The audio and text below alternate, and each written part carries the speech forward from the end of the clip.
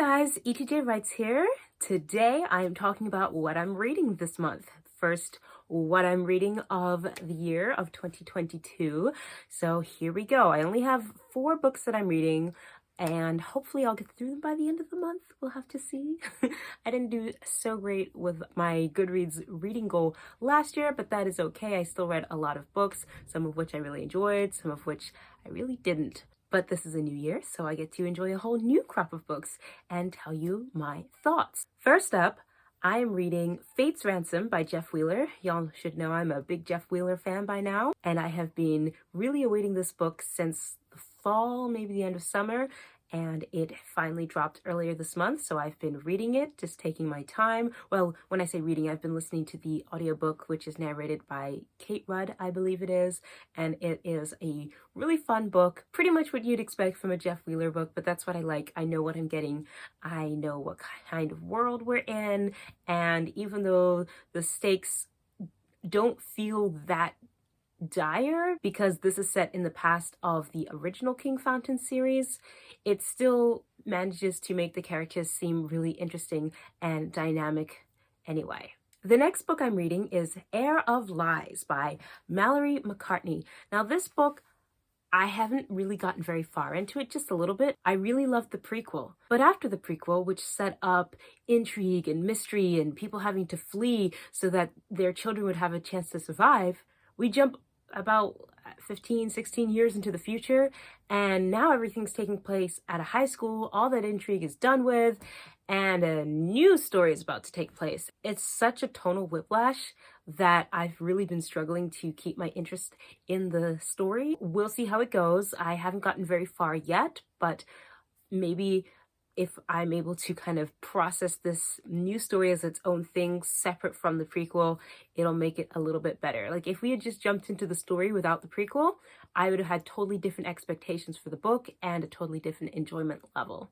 The next book I'm reading is Collateral Damage by Taylor Simonds, which is a book about superheroes, but not about the superheroes themselves. Rather, it's about the everyday, ordinary people whose cars get destroyed and businesses get holes put in them and roofs get wrecked by the antics of the heroes and villains who are going around fighting each other all across town. It's pretty interesting so far. I like it. It's fairly charming. It was the author's debut novel, and it's very, very good so far. I haven't gotten that far into the book, but from what I have read, I'm really, really liking it, and I'm excited to see where it goes. The last book I'm reading is Mortal Enemy by Nicholas Ryan Howard. Now, I did start this one last summer, I think. It's been taking me forever to get through it because while the plot itself, the premise is interesting, the execution of the plot leaves a lot to be desired, in my opinion. Now, when I say execution, I mean if you were just reading the bare text on the page, I think it would be a bit of a slog to get through. But the story's saving grace is that the author went to incredible lengths to make his book into an audiobook that's a full experience. It's not even like listening to an audiobook. It's not even like listening to the Redwall series, even though that is narrated with a full cast and has music and all sorts of fun little auditory experiences. But this is a full radio experience. Vant raised his iron fists, then jolted them downward. 2 steel whips uncoiled from the knuckles of each gauntlet. Their tips stung the ground, creating a shockwave of reverberation. He squared off with the golem, taunted it, flicked the lashes of his whips, which licked the dirt with a mesmerizing crackle.